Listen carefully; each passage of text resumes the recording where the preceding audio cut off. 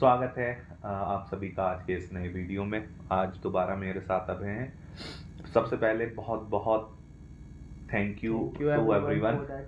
For like giving us all the support on our ownership video and the mileage test video and other videos that we have posted around Apache RTX 300।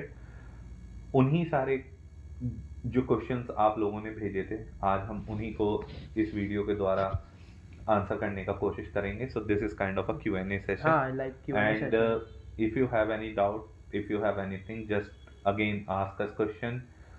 If you are nearby from Dehradun, you can visit us. If you want to have like a closer look to the bike, you are more than welcome. Now moving to like first question Okay. for today. So let me just pull up it from our very first video. So like doctor Sudeep Ghosh ji का comment था, Himalayan 450 के साथ compare करो। तो वो थोड़ा सा comparison हम इसका दे ही चुके थे अपने ओनरशिप रिव्यू में, बट एक डिटेल थोड़ा सा ज्यादा। मेरे फ्रेंड के पास हिमालयन 450 है, मैंने उससे भी बात की है।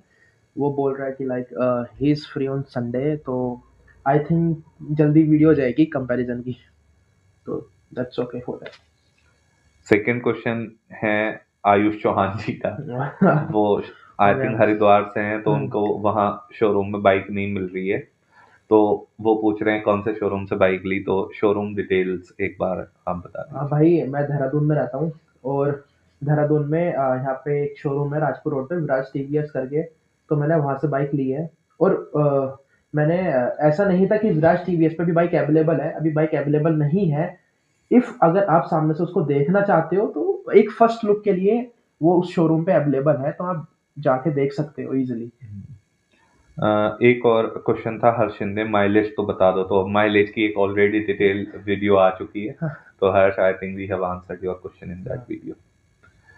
So coming to the next video, so the second video we have around mileage and cruise control।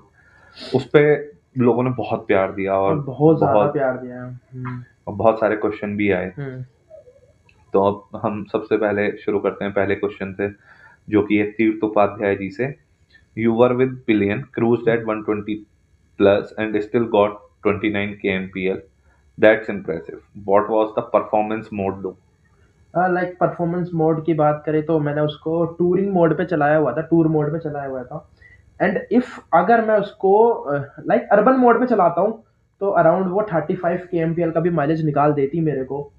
तो मोड की बात तो यही है कि मैंने टूर पे ही चलाया था, और मैं सिटी में भी टूर पे ही चलाता हूँ, क्योंकि टूर पे ना थोड़ी पावर एग्रेसिव निकल के आती है, तो एक रश फील होता है इसलिए। अशीम एम, उन्होंने एक्चुअली कॉन्ग्रेचुलेशंस कराया and the kind of effort we are putting in to grow up this channel. तो वो उनको काफी अच्छा लगा and thanks a lot Asheem ji. We need guys like you who will support us, so we will grow together and we will have a very good journey for sure. Yeah. So the next question is from Ellen. Okay. Brother, how was the stability in high speeds? Stability is good. और मैं बोलूँ तो मैंने cruise control पे भी stability check की थी। काफ़ी लोगों को स्टेबिलिटी का इशू आ रहा है आरटीएक्स 300 में।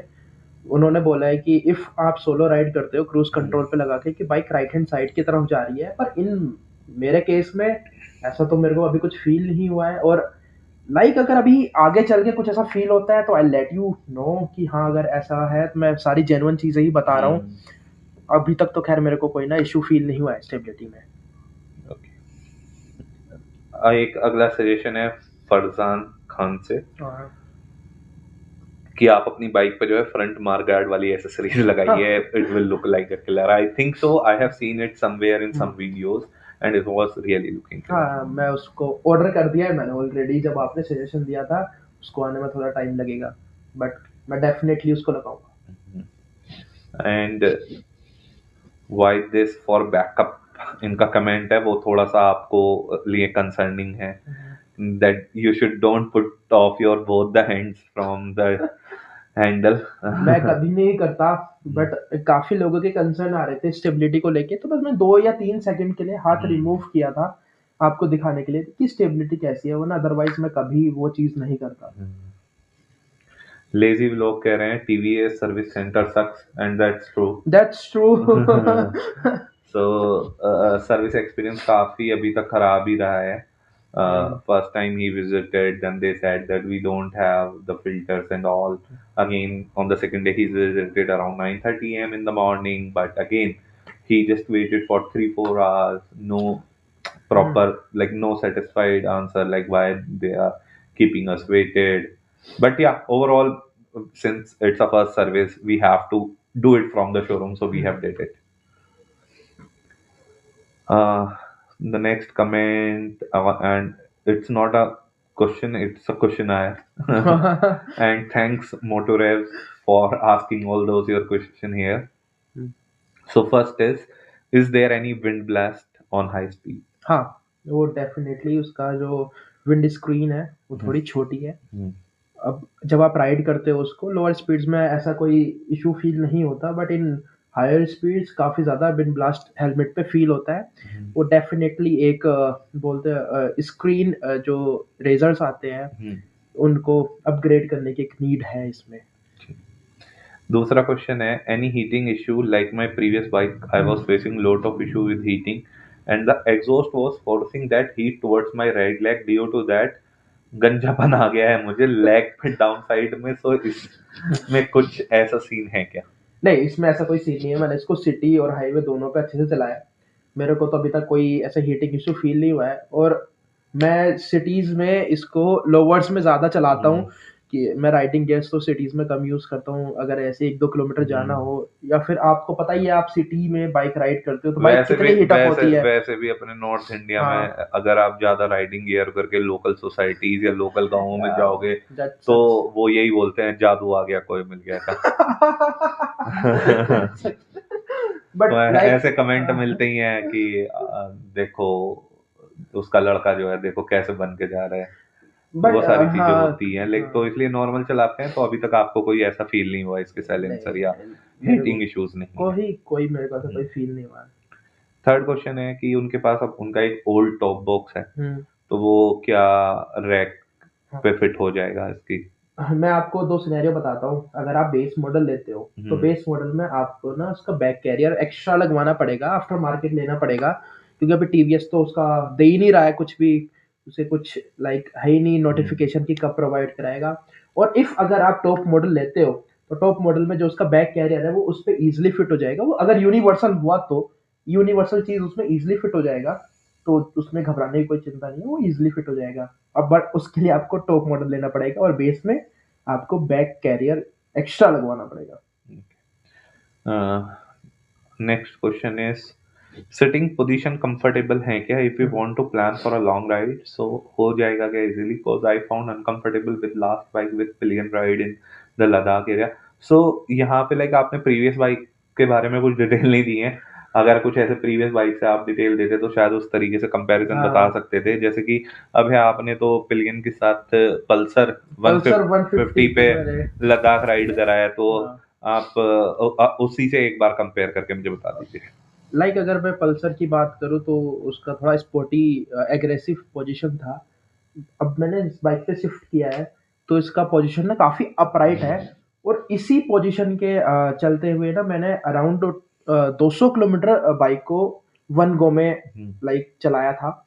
और बाइक का जो पोस्चर है ना अपराइट होकर काफ़ी कंफर्टेबल है, हैंडलिंग काफ़ी कंफर्टेबल है, और जो सीट्स है ना सीट्स की कुशनिंग है वो भी काफ़ी कंफर्टेबल है। हमेशा क्या होता है, हम जैसे राइडर्स लोग होते हैं, हमको लंबा जाना होता है, हमारा एक ही वो कंसर्न होता है कि यार बाइक कोई सी भी ली है लेने से पहले एकदम उसकी सीट अपग्रेड करानी है कि लंबा टूरिंग करेंगे पेन होगा ये सारी चीज़ें। बट इन माई केस मेरे को तो लगता नहीं कि इसमें कोई सीट अपग्रेडेशन की नीड है। Next question is luggage mount के लिए कोई प्रोविजन दिया है? हाँ, लगेज माउंट के लिए एकदम अलग प्रोविज़न है।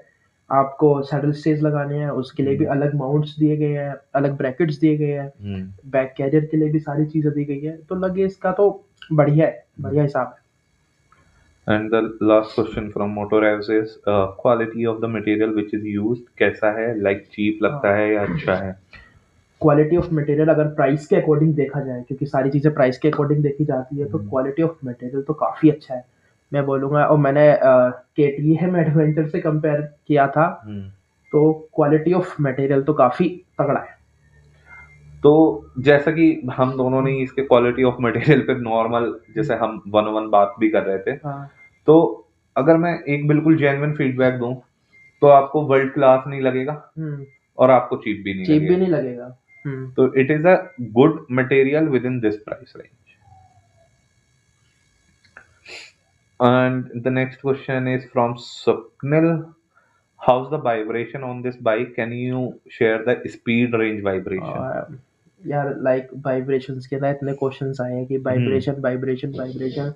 यार सिंपल ना, मैं आपको इसमें थोड़ा टाइम लूंगा बताने में, बट मैं आपको एक चीज एक्सप्लेन करता हूँ। एवरी सिंगल सिलेंडर का नेचर है वाइब्रेशन। हम्म। ठीक है, अगर कोई भी सिंगल सिलेंडर वाइब्रेशन नहीं कर रहा, मैं तो मान नहीं सकता कि वो उसके अंदर वाइब्रेशन नहीं होंगे। नहीं अब है, मेरी भाई स्प्लेंडर में वाइब्रेशन नहीं है, 40 चलाओ आप लाइक जोक्स अपार्ट कि अब लोग बाग बोल रहे हैं वाइब्रेशन वाइब्रेशन, ठीक है। मेरा कुछ मैं ऐसा, I am not a big fan of this bike. मेरे को बस एक एडवेंचर टूरर मोटरसाइकिल लेनी थी। एज यू नो कि मैं कितना था कि मेरे को एक बाइक लेनी है, और मैं इससे पहले हिमालयन के लिए जा रहा था। मैंने हिमालयन भी राइड किया है, इस सेगमेंट में वी स्ट्रॉम आती है वो भी राइड किया है, फिर एसडी एडवेंचर भी मैंने राइड किया है। भाई वाइब्रेशन हर मोटरसाइकिल में मिलेंगे, जितनी भी सिंगल सिलेंडर मोटरसाइकिल मिलेगी, बट कंसर्न वहां पर जाता है कि वो आपको परेशान कर रही है वाइब्रेशन या नहीं।